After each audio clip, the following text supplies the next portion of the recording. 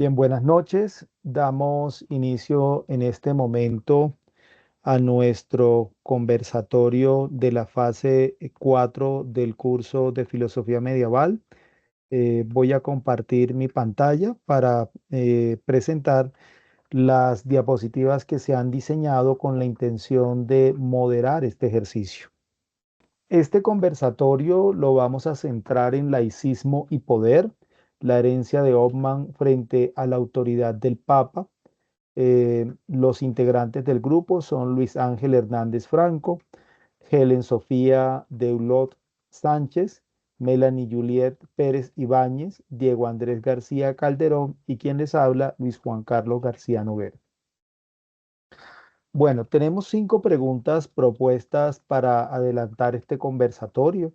Las 5 preguntas tienen que ver con el tema anteriormente expuesto, laicismo y poder.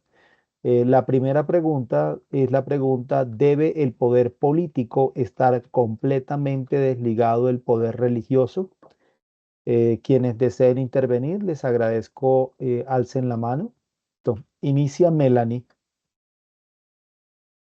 Bueno, yo considero que el poder político sí debe estar desligado del poder religioso, porque ambos tienen, o sea, como que ambos responden a unos ámbitos de autoridad distintos. O sea, y además Guillermo de Ockham defendía que la autonomía del poder secular, o sea, él decía que ni el Papa ni la Iglesia debían tener la supremacía sobre los asuntos políticos o civiles. Para este filósofo, el poder político emanaba del pueblo y debía organizarse según la ley natural y la razón, no porque la iglesia o lo espiritual lo dijera. Ockham reconocía el valor de la religión, pero también decía que había un riesgo del hecho de que se concentrara el poder espiritual en algo temporal como lo es el papado. En ese sentido, el pensamiento de él se anticipaba a los principios de lo que hoy es laicismo.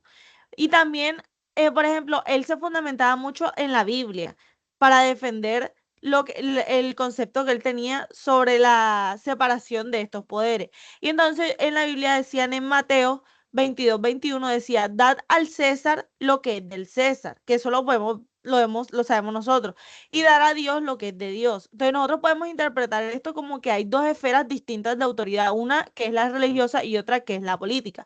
Entonces Ockham decía tipo: si Jesús distingue entre estos dos poderes, entonces ¿por qué no fundamentar todo el contexto en la separación de ambos como lo es ahora en la vida moderna? O sea, en palabras más actuales, separar el poder político del religioso no es como negar la religión, sino proteger tanto al Estado como a la fe de la corrupción que implicaba eh, la confusión entre estos dos ámbitos. Bueno, si me lo permiten, yo quisiera hacer una réplica a Melanie, toda vez que yo pienso que eh, esa separación, ese punto de estar totalmente desligado el poder religioso del poder político, eh, es un tema bastante complejo, pero me aproximo a considerar que no totalmente. Y por eso quiero hacer la réplica a Melanie. En ese sentido, si bien es cierto que Ockham hace una crítica al poder del papado y que esa crítica constituye la columna desde donde él cuestiona cómo esa divinidad que representa la iglesia comienza prácticamente a pervertirse, no es menos cierto que el ámbito de lo religioso cumple una función dentro del escenario de la cohesión social, dentro del escenario de lo ético y lo moral, em, por lo cual creo que el poder político, visto de una manera amplia, debe vincular, debe convocar todas estas organizaciones, instituciones que en el ejercicio de la construcción de la nacionalidad, viendo la nacionalidad como una expresión de la identidad, de la cultura, de esos elementos que permiten crear unidad entre un determinado grupo social, viendo la religión dentro de ese escenario. Claro está que cuando considero que no necesariamente, no estoy queriendo con esto decir que desconozco la importancia de la libertad de cultos, porque antes considero que en el marco de esa libertad de cultos debe haber también una relación entre el poder político y las religiones que se lleguen a profesar dentro del territorio, pero actuar en una total separación invita a desconocer el aporte que desde lo religioso se puede hacer a la construcción de la nación y también podríamos decir a la construcción de la ciudadanía. Un claro ejemplo de eso lo tenemos en nuestro país. Todos conocemos los cuestionamientos que se hacen en Colombia por la inexistencia del Estado en algunos lugares del territorio, por la falta de presencia del Estado. Y en esos territorios, como la iglesia ha venido jugando un papel clave en la gestión de la paz, ha venido jugando un papel clave en la acción de mediación del conflicto, ha venido desempeñando un papel clave para desarrollar acciones de tipo social que permitan abordar las situaciones de violencia que se han presentado, lo que quiere decir que sin trascender el escenario de lo político en sí, en cuanto las políticas públicas, en cuanto el poder que reviste lo político, si la iglesia o el poder religioso eh, puede tener una relación con el poder político y aportar a la construcción de la sociedad. No sé qué compañero desee continuar. Diego. Bueno, ok. Teniendo en cuenta, pues, ya las dos opiniones que estuvieron ustedes, al principio podría decir que está de acuerdo con lo que decía Melanie, pero también lo que dice nuestro compañero Luis es muy cierto. De pronto, de que la iglesia puede intervenir y aportar, pueden ser dos puntos algo parecidos, pero totalmente diferentes.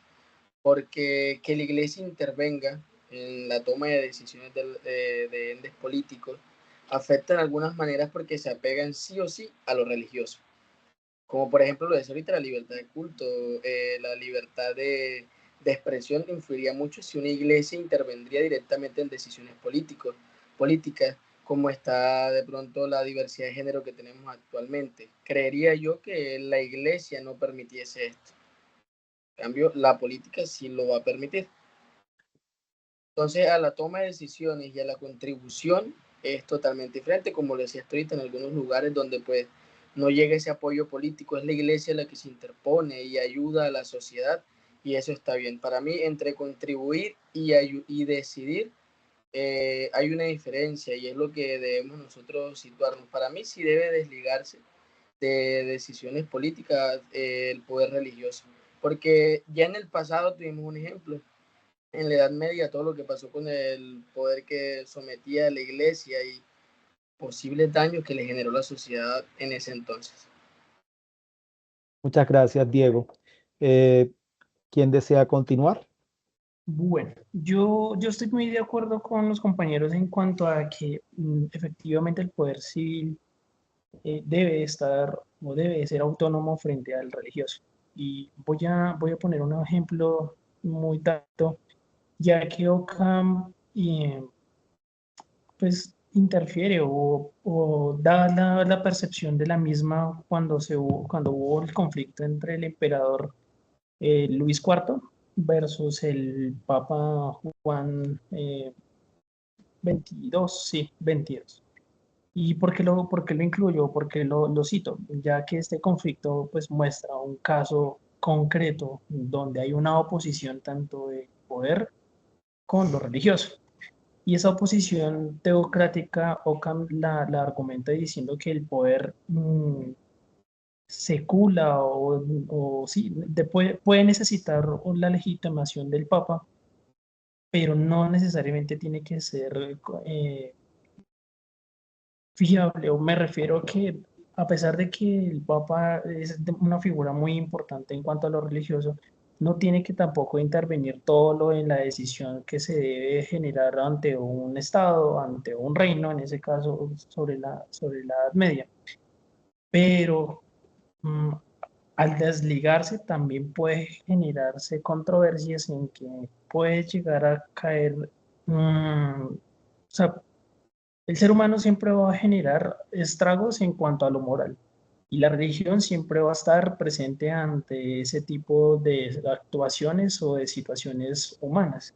Pero las decisiones estatales, las decisiones propias del poder político debe tener una soberanía estatal propiamente del Estado. Y esto lo puedo llegar a dar como referencia, como lo decía Luis, nuestra democracia es laica. No quiere decir que deje de lado a la religión, por ende, no es que la estemos negando, pero tampoco por las decisiones propias del país, de la población, tenga que ser mediadas o tenga que tener el visto bueno de parte de la religión. Claro, la religión siempre va a permanecer en cuanto a un eje propio del ser humano, que es tratar de poner a Dios, a lo divino, en cuanto al beneficio humano. Pero esto no quiere decir que la soberanía debe ser ligada a lo religioso. Como decía, Ockham defendía que el emperador no podía obedecer al papa en asuntos civiles, y ese principio se aplicó entonces en contra del absolutismo.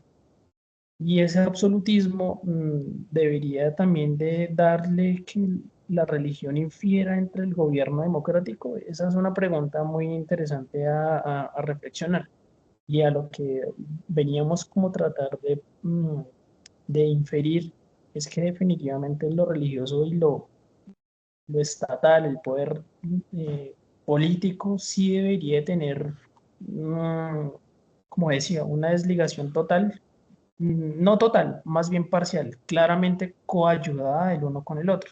Esto es en beneficio siempre a la sociedad, claramente.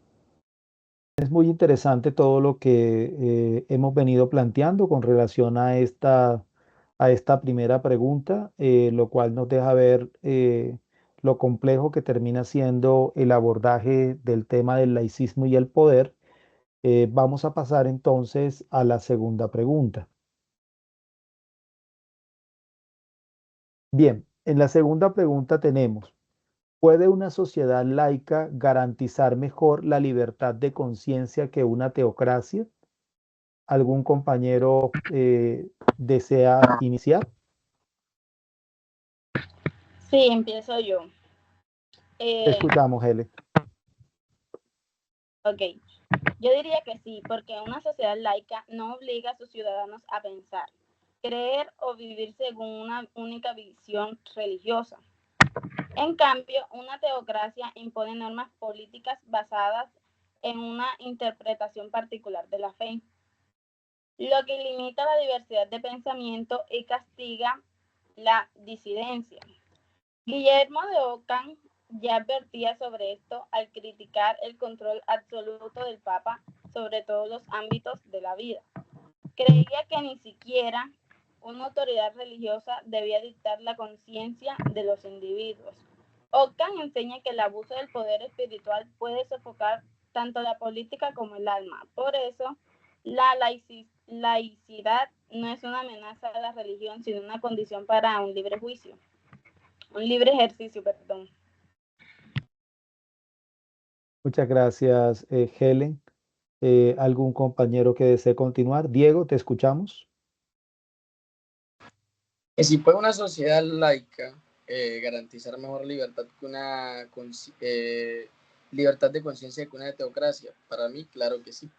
Lo veníamos hablando o veníamos tocando, por un lado, el tema ahorita, en la primera pregunta, y es que de pronto la teocracia, el teocentrismo, dependiendo también pues, de la religión a la que tú pertenezcas o la que se esté encargando, te va a centrar y te va a regir hacia las leyes que te da la Biblia o el libro de la iglesia o del Dios que estén, por así decirlo, adorando. Te va a hacer regir a esas leyes, a esos mandamientos que tiene, a esa creencia que van a tener, bien sea Padre o Espíritu Santo, solo un Dios o solo un Padre, te va a someter solo a eso. En cambio, pues la sociedad laica te da la libertad de que tú escojas cualquier religión, cualquier doctrina, de que tú pienses diferente, de que cuestiones el porqué de la vida según esta religión y según aquella, el porqué o cómo debemos vivir nuestra vida, y nos deja la libertad de a nosotros mismos escoger qué debemos y qué no debemos. Bueno, si me lo permiten, yo quisiera continuar y estoy totalmente de acuerdo con los compañeros que han intervenido, con la compañera Helen y el compañero Diego. En un sistema teocrático, prácticamente la religión se convierte en ley y el escenario que cuestiona Ockham es casualmente ese escenario de ese poder que el Papa estaba ejerciendo dentro del sistema monárquico de Europa y cómo prácticamente el Papa, desde ese poder religioso, estaba teniendo un poder político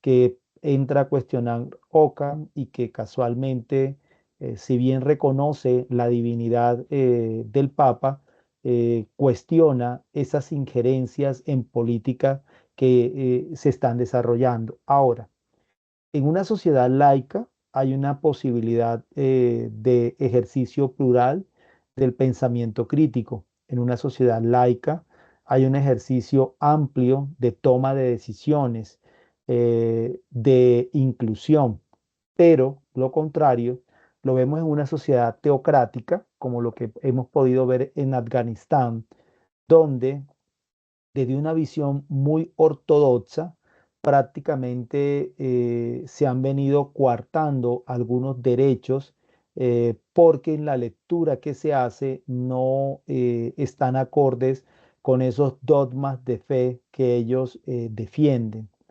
Esta misma situación la podemos encontrar en lo que se vivía en nuestro país hasta 1991. Si bien no podríamos hablar totalmente de una teocracia en el sentido tácito, porque hablábamos de un gobierno eh, elegido a partir de la figura de la República, no es menos cierto que en la figura del concordato que el presidente Rafael Núñez firmó a finales del siglo XIX con el Vaticano, llevó a que la sociedad colombiana prácticamente se fundamentaba desde la filosofía de la Iglesia. Y esa situación llevó a que todavía a finales del siglo XX esas otras opciones religiosas no podían acceder a una personería jurídica porque el Estado se definía como un Estado católico, lo cual deja ver un escenario de exclusión que visto de una manera amplia no solamente se dejaba ver en la figura del Estado, sino en la vida cotidiana del, del colombiano de a pie, podría decirse, utilizando un término muy coloquial. Sin embargo, una sociedad laica no desconoce los valores religiosos fundacionales de esos elementos de la moralidad, eh, pero permite el diálogo, el escrutinio, el debate, la reflexión que progresivamente se ha venido dando en nuestro país. Un segundo ejemplo, y con este cierro, y perdónenme si me demoro, tiene que ver con el caso de la educación religiosa. Anteriormente, la educación religiosa estaba totalmente enmarcada en el dogma religioso católico y el currículo de la educación religiosa era totalmente desde este dogma de fe. Hoy vemos una educación religiosa que si bien forma parte del plan de estudio, hay estudiantes que no la toman en la institución porque la están tomando desde el culto religioso que están practicando. Las instituciones han diseñado currículos mucho más pluralistas que se encaminan a la reflexión religiosa, pero desde la pluralidad, no una reflexión religiosa desde una visión eh, sesgada en función de un culto en particular. ¿Algún otro compañero desea continuar?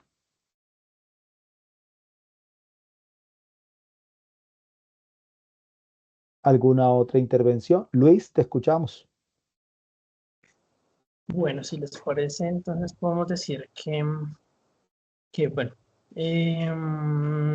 la libertad de conciencia sí de verdad favorece mejor en los sistemas laicos. Y Ockham lo defendía indicando que no todo lo papal era incuestionable, lo cual sugiere que ya la libertad interna de pensamiento es favorable. O sea, lo que Ockham decía que era legítimo, sí es legítimo cuestionar al papado, todo lo en cuanto a la religión, en cuanto a la soberanía que indica la religión, en cuanto a las decisiones políticas, gubernamentales. Y ya lo había mencionado Luis en cuanto a que esto se ve reflejado en la educación, se ve reflejado en cuanto a la libertad de expresión, y es de verdad inaceptable, por decirlo de alguna manera, para darle como hincapié a lo mismo de que la libertad se ve reflejado o sea, se ve mucho más favorable en la libertad, tanto de conciencia, de pensamiento crítico, en una población donde no se ve atada a la religión. Y esto, como ya lo mencionó en un ejemplo, Luis, por mi parte yo lo veo muy reflejado en Irán, ¿no? En Irán es como se ilustra con una religión donde se reprime las libertades, en donde se tiene un control muy rígido, y esto lo que hace es mm, cerrar brechas. En cambio, en el laicismo favorece la diversidad, y esto no solamente lo vemos hoy en día acá en nuestro país favorablemente, pero países como Noruega, por mencionar algunos, se ve la libertad de expresión, la libertad de culto. Esto no solamente no impone, no llega a imponer ningún tipo de doctrismo de pronto, sino hay diversidad religiosa la cual podemos llegar a profesar. Esto dependiendo de cada uno de los gustos y dependiendo de cada uno de los lineamientos que cada persona bajo su conciencia lo puede llegar a generar. Pero esto en ningún momento lo va a prohibir, tanto eh, prohibir símbolos religiosos, prohibir de pronto algún tipo de conciencia respecto a la libre expresión, como lo había mencionado anteriormente. En pocas palabras, considero que la teocracia sí es bastante favorable en cuanto a ciertos parámetros, pero la sociedad laica sí garantiza la libertad de conciencia. Muchas gracias, Luis. ¿Algún otro aporte?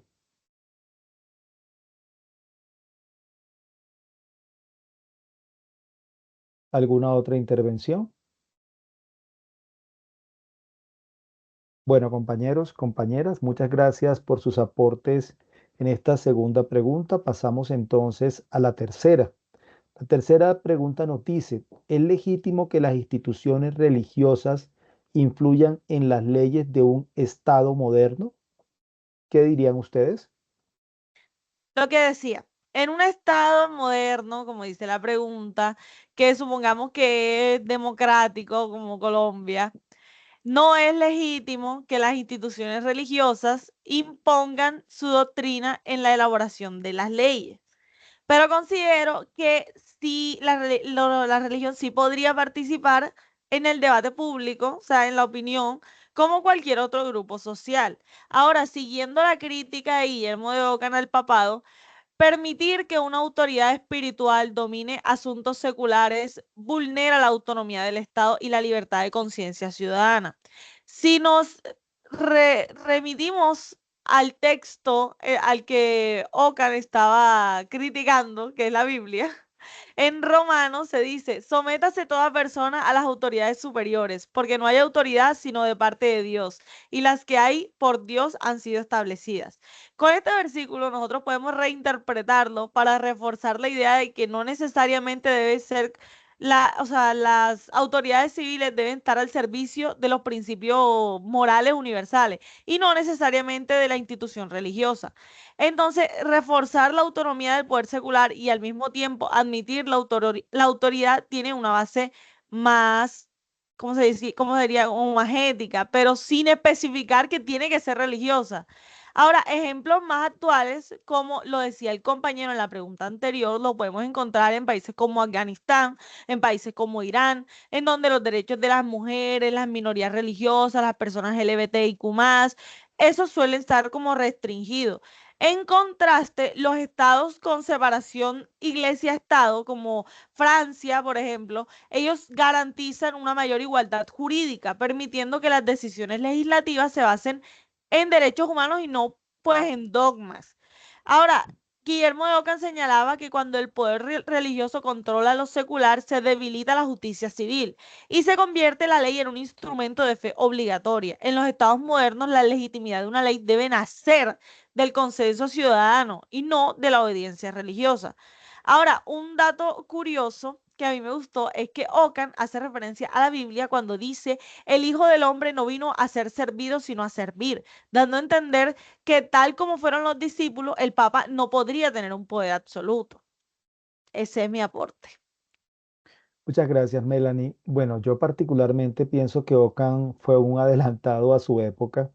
Esta última parte que menciona Melanie, y todo ese cuestionamiento que él hace, eh, tal vez por la situación histórica que estamos viviendo, el fallecimiento del Papa Francisco y la elección de un nuevo Papa, nos deja ver de igual forma cómo ese cuestionamiento todavía se hace a la iglesia y cómo el llamado que hace Ockham es la iglesia al servicio. Efectivamente hace un cuestionamiento a esa influencia deliberada prácticamente del Papa en las leyes del Estado y del Estado, perdón, del Estado monárquico, y más aún de eso, cómo lo vemos incluso en las figuras del Papa para ser quien intervenga en la resolución de conflictos. Eh, Aquí contando un poco de historia, cuando se dio el descubrimiento de América y Portugal llegó a la zona de lo que hoy es Brasil y España llegó a la zona de lo que hoy es la América hispánica, hubo en ese momento un momento en el donde hubo un conflicto entre España y Portugal, y es el Papa quien entra a intervenir para fijar cuáles iban a ser los límites coloniales de cada una de las dos potencias dentro del territorio recién descubierto. Esto nos deja ver el poder que tenía el Papa, y no solamente el poder que tenía para incidir en las políticas de cada uno de estos dos estados nacientes en el escenario de la modernidad, sino también el poder que tenía como la persona que podía mediar en estos conflictos colonialistas. Ahora, también quisiera rescatar algo que Melanie dijo, y es, también estoy de acuerdo con ella en la importancia de que en un escenario político democrático, las iglesias puedan participar en política. Y esto lo vemos en los grupos religiosos, como es el caso del grupo Mira, que hoy participa abiertamente en política y que desde su mirada religiosa plantea unas discusiones en el escenario del Congreso. Pero bueno, no solamente lo vemos a partir del Mira, porque también podríamos decir que eh, desde la misma figura de la presidencia de la República, en su momento, el entonces presidente Iván Duque dejaba ver unas posturas religiosas alrededor de la Virgen de Chiquinquirá, lo que quiere decir que esa separación total de lo político y lo religioso termina siendo algo bastante complejo. Yo pensaría que más que influir, podrían aportar a la discusión, pero todo dentro del marco de la democracia, todo en el marco de una democracia construida también desde una discusión soportada en argumentos trascendentes, en argumentos liberales, si lo queremos considerar de esa manera, y no en posturas que terminan siendo en algunos momentos de deslegitimación, pero sesgada a partir de la mirada religiosa. Ahora, yo he venido defendiendo a lo largo de las tres preguntas el papel que cumple la Iglesia en la construcción de lo social, de lo ético y lo moral. Y creo que aquí también hay una voz válida como un actor político, porque yo, Juan Carlos, creo que todos somos actores políticos y los miembros de la Iglesia son actores políticos y como actores políticos que son, no los podemos desconocer. Y si bien hoy desde el púlpito no se está ejerciendo un rol político como lo veíamos a mediados del siglo pasado en la violencia bipartidista, donde la iglesia se alineó de la mano del Partido Conservador, es innegable que también hay un actor político válido que debe ser escuchado entre la construcción del hecho social y en este caso entre la construcción de un Estado moderno sin desconocer el carácter laico, el carácter democrático, el carácter pluralista que debe tener la sociedad. Entonces, estoy totalmente de acuerdo y considero que Ockham fue un adelantado a su época, eh, pero también pienso que se tiene que reconocer el aporte que pueden hacer a la discusión política, más que considerar que esa visión debe ser la que debe prevalecer. ¿Algún compañero quiere continuar?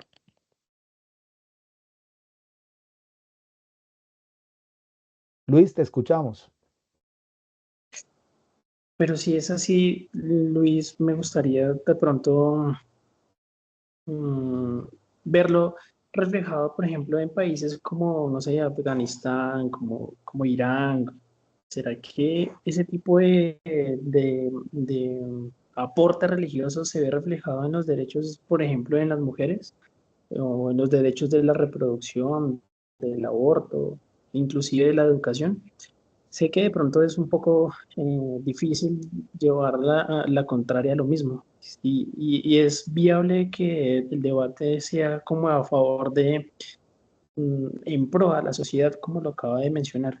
Pero igual forma, considero que la religión, más que de pronto instruir, de pronto guiar, de pronto dar pautas a la buena conciencia humana, a la buena viabilidad o sea, de habitabilidad como seres humanos que somos, podemos ser influyentes o ser influidos. La religión, en cierto sentido, influye más que todo es en situaciones más radicales, creería yo.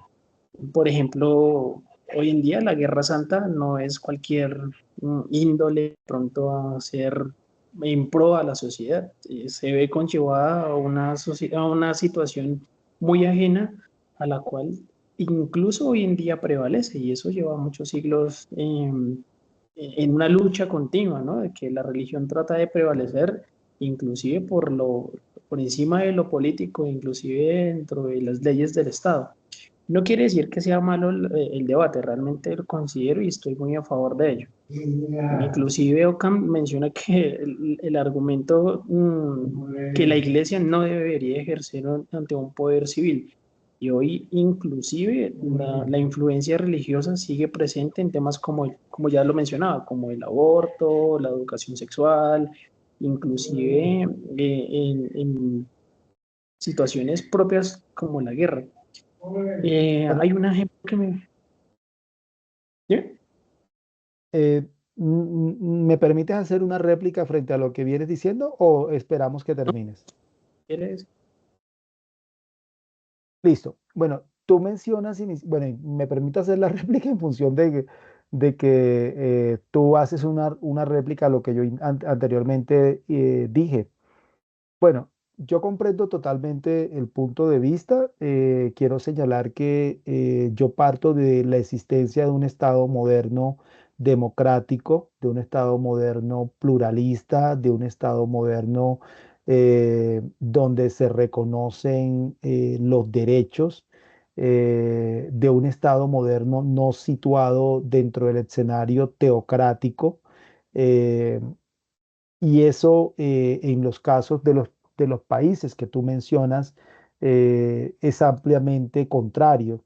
Lo que vemos en Afganistán, lo que vemos en Irán con el Ayatollah Khomeini, es un escenario muy marcado por lo religioso, más que desde la democracia liberal vista de una manera amplia. Ahora, sin lugar a dudas, esa influencia de lo religioso en el Estado lleva a un sesgo. Sin lugar a dudas, esa influencia lleva a dar mayor prelación a determinados dogmas en el ejercicio de lo político.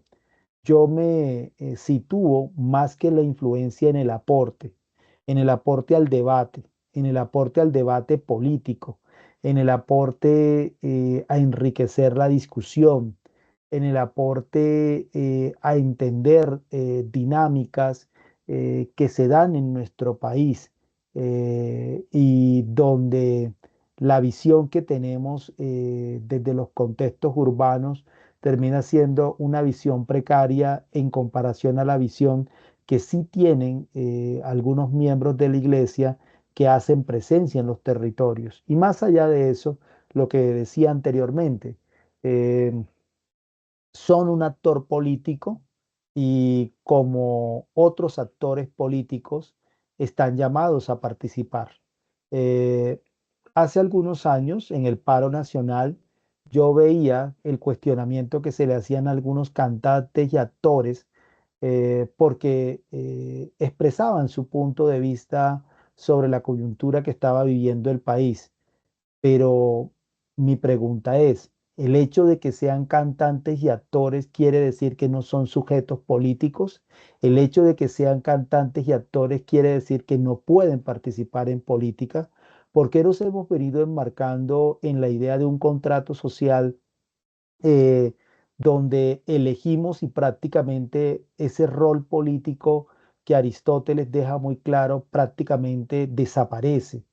Cuando antes, por el contrario, eso es lo que ha llevado a que nuestra a que nuestra sociedad tenga una conciencia, una participación, una vinculación política tan precaria. Ahora, por otro lado, yo me atrevo a considerar que nuestra sociedad ha evolucionado, ha sido una evolución lenta, pero progresivamente desde el marco constitucional de la Constitución de 1991, una constitución ampliamente mucho más pluralista que la Constitución de 1886. Hemos tenido un avance significativo dentro de la implementación del escenario de lo laico. Y no solamente lo vemos en materia de la educación religiosa, como decía anteriormente. Hoy el conjunto de derechos que tienen las personas con orientaciones sexuales diversas, hoy los derechos que están reconocidos alrededor del aborto, hoy los derechos que están reconocidos con relación a la, mm, se me olvidó el término, terminar con la vida, mm, ay, se me olvidó el término. Eh, Eutanasia. a eutanasia, gracias Luis.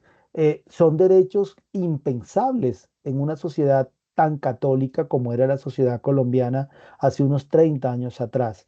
Ahora, que ha sido un proceso complejo, que ha sido un proceso de lucha, donde nuestros mismos dirigentes políticos se han quedado cortos, porque si analizamos desde dónde se ha venido dando ese avance en materia de políticas, ha venido siendo desde la Corte porque han sido las Cortes quienes en determinado momento han tenido que intervenir ante un hecho inicial y es que el Congreso no ha legislado, pero es que el mismo Congreso tampoco legisla en el marco de que cada uno de los congresistas está defendiendo también en su gran mayoría una postura religiosa.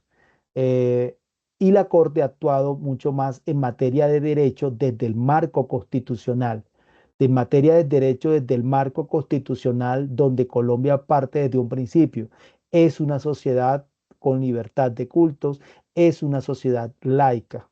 Entonces, yo pienso que sí hemos evolucionado tratando de enmarcarlo en el caso concreto de nuestra sociedad. Creo que como actor político está llamado a participar, a aportar, no a influir, no a sesgar el debate, porque eso sí automáticamente considero que es insano para la evolución de la sociedad. Considero que es insano para la construcción de una ciudadanía que realmente esté soportada en situaciones eh, concretas, evidenciables, reales, contrastables. De lo contrario, entramos en la manipulación en la manipulación en el escenario político ampliamente cuestionada, por ejemplo, por Ana Arendt. No sé si Luis quieras decirme algo más o algún otro compañero o compañera. Igual ya para terminar, yo lo culmino y de hecho vuelvo y lo digo, yo rescato muchas cosas de lo que Luis decía, no del todo lo trataba de replicar y rescato mucho lo de lo que mencionaba en cuanto al debate, en cuanto a, sí, a generar cosas en pro a la sociedad y eso es demasiado viable, pero a lo que yo iba es que de igual forma inclusive en sociedades como la de Estados Unidos, en donde hoy en día se ve influenciado con partidos, la democracia, eh, se me olvidó, o sea, grupos evangélicos en donde presionan inclusive al gobierno para tratar de tomar decisiones y o sea, presionan de verdad lo cual se ven reflejadas en las decisiones. No sé si de pronto recordamos que en años anteriores, inclusive por ahí escuché noticias actuales que se ha tratado de volver a renacer los grupos del Ku Klux Klan, donde ellos mencionaban y trataban de presionar al Estado en ese entonces del Estados Unidos, en donde el racismo era el hincapié o el logo de ellos para tratar de rechazar a cierto grupo poblacional. Y a pesar de que hoy en día, como lo dice Luis, y eso lo rescato mucho, la sociedad ha tratado de subsanar, ha tratado de avanzar, ha tratado de inclusive aceptar cosas que anteriormente era impensable, como el hecho de tener un presidente negro, y lo vimos con Barack Obama, o inclusive tener una presidenta mujer, y eso lo vemos hoy en día en la sociedad como en la de México con Sheinbaum, que hoy en día es el boom dentro de los presidentes. Y claramente esto lo vemos muy bien reflejado y de hecho lo aplaudo porque ha sido una cosa muy favorable para la sociedad. Pero no es negable que hoy en día inclusive, como lo mencionaban, también se ven influenciadas las decisiones gracias a lo religioso y a veces enceguece, a veces limita, a veces deja como un cierto sinsabor a la sociedad. Y vuelvo y digo, no todo lo religioso es malo. De hecho, considero que en muchas circunstancias es favorable en pro de la sociedad, pero no siempre es así. Y eso lo rescato. Muchas gracias, Luis. ¿Algún otro compañero desea continuar en esta pregunta? Diego, te escuchamos. Ok, escuchando pues ya todo lo que dijo Melanie, Juan y el compañero Luis, y pues importante rescatar lo que de pronto Luis y Melanie dicen de que como sociedad la iglesia sí o sí va a seguir contribuyendo o aportando en la toma de decisiones, porque como lo decía el compañero Luis, estamos en un país democrático, donde de pronto yo como un ejemplo, como evangélico cristiano, puedo llegar a tomar una decisión de si apoyar o no apoyar una decisión política. Melanie como perteneciente a la Iglesia Católica también va a tener otro punto de vista y nuestro compañero Luis como testigo de Jehová va a tener otro tipo de posición o forma de contribuir a esa toma de decisiones, valga la redundancia. De pronto a lo que se refiere Luis el compañero Luis, es a la toma de decisiones más radicales que hay en otros países.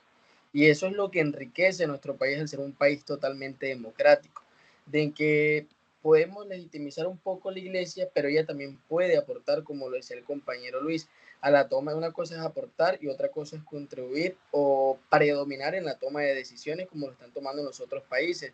Es hasta en la iglesia, en las iglesias cristianas, y no se veía de pronto una pastora en la iglesia católica es la hora y no se ve de pronto un papa mujer, por así decirlo. Entonces se siguen asegando cosas del pasado y poco a poco han ido evolucionando, como lo decía el compañero Luis, y es súper importante. Y también es importante de que en la toma de decisiones la iglesia participe, como lo dicen nuestros compañeros, de manera democrática, porque pueden enriquecer, aportar y de pronto sí ayudar en la toma de decisiones, porque todos estamos, ninguno está exento a de pronto decidir o a tomar sobre sí mismo sus decisiones. Muchas gracias, compañero. ¿Algún otro compañero desea intervenir? Bueno, entonces creo que podemos cerrar esta pregunta. Muy interesante ese espacio de las réplicas. Creo que desde ahí es donde realmente podemos avanzar un poco más en el desarrollo de este ejercicio crítico alrededor de lo laico y el poder. Eh, la cuarta pregunta está orientada al siguiente interrogante. El pensamiento de Ockham anticipa los principios del Estado laico moderno. ¿Están ustedes de acuerdo con esta afirmación? ¿No están ustedes de acuerdo? ¿Y el por qué? Helen, te escuchamos. Bueno, respondiendo brevemente esta pregunta, el pensamiento de Ockham, aunque desarrollado en el contexto medieval, anticipa de manera notable los principios fundamentales, del Estado laico moderno, en particular la idea de autonomía del poder secular frente a la autoridad eclesiástica. Ockham no solo criticó el abuso de poder del papado, sino que propuso que el Estado y la Iglesia deben operar en esferas separadas, cada uno con sus propios límites y competencias. En sus escritos ya se vislumbra una concepción del Estado moderno que, aunque en sus primeras etapas promueve la idea de una sociedad pluralista y racionalmente organizada, donde el poder político no está subordinado a la Iglesia. Muchas gracias, Helen. Bueno, yo quisiera continuar y es totalmente cierto. El pensamiento de Ockham, como decía anteriormente, me parece un pensamiento vanguardista y adelantado a su momento histórico y efectivamente nos deja ver ese principio del Estado laico moderno con una separación de la religión y el poder político. Esto como tal es muy diciente dentro del escenario donde Ockham hace estos cuestionamientos al poder del Papa, eh, lo cual muestra realmente una postura política interesante dentro de un contexto donde todos conocemos el amplio poder que tenía la Iglesia, el amplio poder que tenía y que representaba dentro de un sistema monárquico que estaba legitimado bajo la figura del Papa. Ahora, forma parte también de esa mirada religiosa de Ockham, forma parte de esa mirada religiosa de Ockham entendiendo la iglesia desde el servicio, entendiendo la iglesia desde el ámbito de lo religioso y no desde el ámbito de lo político, entendiendo la iglesia como una institución que estaba creada con la intención de servir a la humanidad, al ser humano, al bienestar del prójimo y no para ejercer un poder en el cual buscara un beneficio para sí misma. Eh, Creo que ese cuestionamiento de Ockham se adelanta también en materia de la protección de los derechos de los ciudadanos, de la protección de los derechos del ciudadano ante la figura de un monarca o papa que coartaba prácticamente unos derechos que le asistían. De igual manera, es importante tener en cuenta que esta intención de Ockham nos permite hacer un cuestionamiento frente a la situación de la teocracia, porque prácticamente él actúa en contra de ella, entendiendo o ubicando al Papa dentro de un escenario teocrático. ¿Algún compañero desea intervenir? Luis. Gracias. Yo diría que sí. Ockham es uno de los precursores más importantes en cuanto al pensamiento liberal. Y esto lo demostró porque él negó que la supremacía del Papa no es solamente a nivel temporal, sino que también defendió que el pueblo puede dar o quitar poder. Y esto lo dijo, y lo voy a citar, en donde lo escribió indicando que el pueblo tiene el derecho de elegir a su gobernante y de deponerlo si se convierte en tirano. Y esto me parece, como había escuchado una frase de un compañero anteriormente en las preguntas anteriores, lo considero que Ockham fue muy avanzado para su época en cuanto al pensamiento que acabamos de estar dando en el debate. Y esto se ve muy reflejado en varias instituciones, ¿no? Como voy a citar una, por ejemplo, la francesa, donde este establece que la república laica, donde el poder emana sobre el pueblo, y esto se ve reflejado en el artículo 1 de Francia. Y eso se ve reflejado que en el principio ocamista es en la legitimidad popular. O sea, el pueblo como tal puede elegir en cuanto a sus gobernantes. Y me parece muy curioso, ¿será que hoy en día también el poder, es decir, el Estado también podría influir en cuanto a lo religioso? ¿Y por qué pregunto esto? Porque si hoy lo vemos como, por ejemplo, en el actuar de Trump, ¿no? Que por hacer de pronto un poco de fama, pero también de dar de qué hablar, del debate, así sea un poco forzado, él colocó una imagen, no sé si ustedes la vieron, donde él se ve vestido como papa, a pesar de la trágica, pues para los católicos, la muerte del papa actual, ¿no? Y esto se ve reflejado en un debate a nivel mundial en cuanto a que la religión influye en el Estado y eso se ve en muchos países, pero ¿será que el poder político también se refleja de pronto alguna influencia en cuanto a lo religioso? Y a lo que yo voy es que muchos de los filósofos dieron partícipe a hincapié a que el Estado moderno, laico, debe estar desligado en cuanto a lo religioso. Y esto puedo darle reflejo o más bien fe en cuanto a la elaboración de Rousseau, en cuanto al contrato social, en donde da una base de la voluntad general ajena a la autoridad religiosa.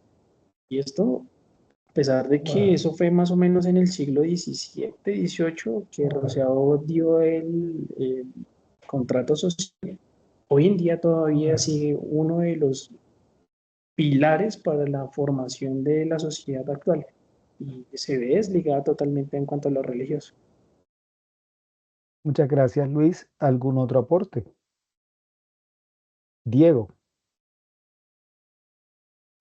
Considero que sí, el pensamiento de Ockham anticipa los principios del Estado laico moderno, porque, por ejemplo, un punto importante era la defensa que tenía frente a la libertad de conciencia. Por ejemplo, era un firme defensor de la libertad individual, incluyendo la libertad de conciencia, como lo digo. Creía que cada persona tenía el derecho de decidir asuntos de fe sin imposiciones externas anticipados hacia el principio moderno, así, o sea, similar al principio moderno que tenemos hoy en día, que es la libertad religiosa, como lo decía el compañero Juan. Anteriormente pertenecíamos a un Estado totalmente católico, hoy pluralmente eh, de pensamiento, por así decirlo, somos libres de escoger qué religión queremos, a qué doctrina queremos pertenecer y ese tipo de cosas así, sin que nos los imponga el Estado o nuestros gobernantes. Muchas gracias, Diego. ¿Algún otro aporte? Bueno, creo que podemos pasar a nuestra última pregunta dentro de este ejercicio tan interesante, donde cada una de sus intervenciones nos han permitido retomar las posturas de Ockham y también poder contextualizarla dentro del escenario global, porque no solamente nos hemos referido al contexto local.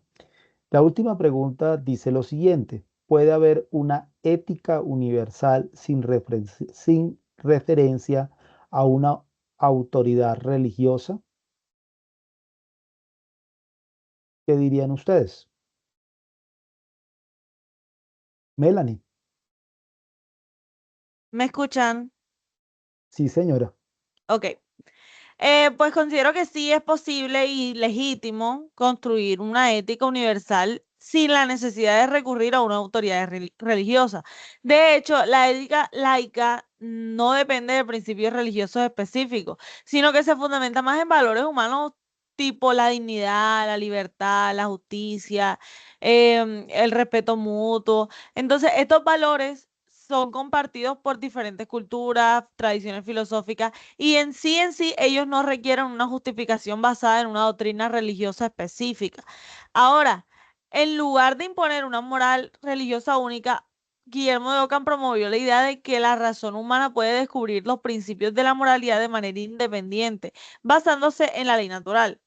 En el contexto moderno, la ética universal puede y debe basarse en principios de convivencia, respeto y equidad, que era lo que les estaba comentando, que sean accesibles a todas las personas independientemente de su religión. Ahora, el laicismo no niega la moral, sino que la desvincula de cualquier imposición religiosa, permitiendo así un marco que sea ético, inclusivo, plural y respetuoso. O sea, respetuoso, no irrespetuoso. Muchas gracias, Melanie. ¿Algún otro compañero? Bueno, yo quisiera retomar en Pues esta yo pregunta. también para, Helen, te escuchamos. bueno, yo también para complementar lo que dice la compañera, también diría que sí, ya que, disculpe, también diría que sí. Una ética universal puede existir sin necesidad de hacer referencia a una autoridad religiosa. De hecho, el laicismo permite una ética inclusiva, ya que no impone una visión particular de lo correcto o lo moral basada en creencias religiosas, sino que promueve un marco ético que puede ser adoptado por personas con diversas cosmovisiones. La noción de justicia, igualdad y respeto, como decía la compañera Mera, por ejemplo, puede ser entendida desde distintas tradiciones, culturales y filosóficas, sin necesidad de recurrir a una autoridad religiosa para su validación. Muchas gracias, Helen. Bueno, yo quisiera responder esta pregunta apoyándome en Ockham y apoyándome también en Adela Cortina.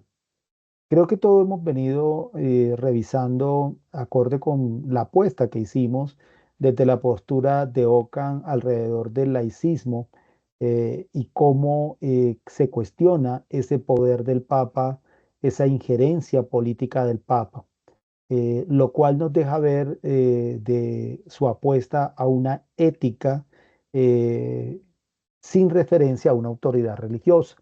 Pero también quisiera aproximarme y traer acá en este momento a Adela Cortina, quien en Ética Mínima, ella también nos plantea la importancia de trabajar en la construcción de una ética fundamentada en el pensamiento crítico, fundamentada en la solidaridad, fundamentada en la justicia.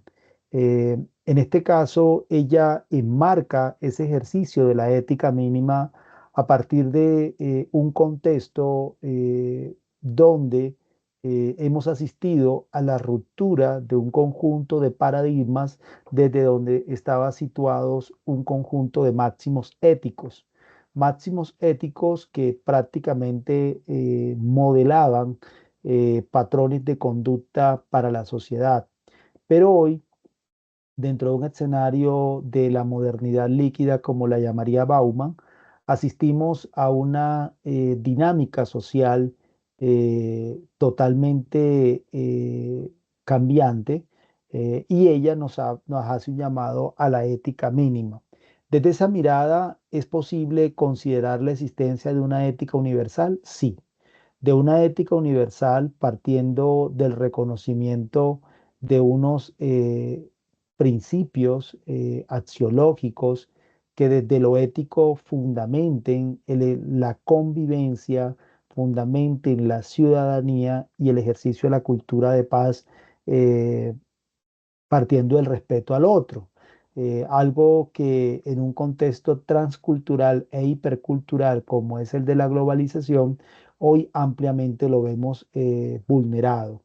Y es ahí también donde esa construcción de esa ética universal termina siendo también objeto de escrutinio, porque una ética defendida a favor de una visión capitalista, como lo podemos ver en el caso de los Estados Unidos, que en determinado momento ha defendido unas apuestas políticas bajo principios de reconocimiento de la defensa de derechos en comunidades, pero que detrás de eso subyacen unos intereses económicos.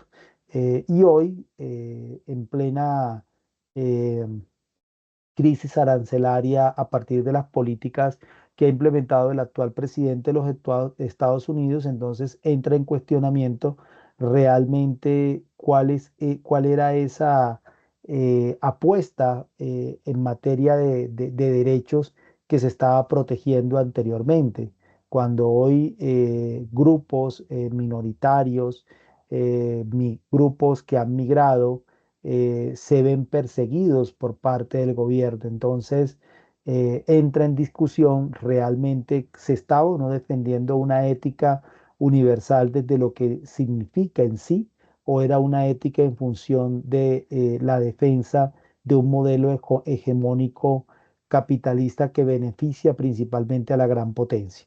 Sin embargo, quiero destacar que estoy de acuerdo con la apuesta de la construcción de una ética universal que nos permita trascender en esta crisis civilizatoria global en la cual nos encontramos.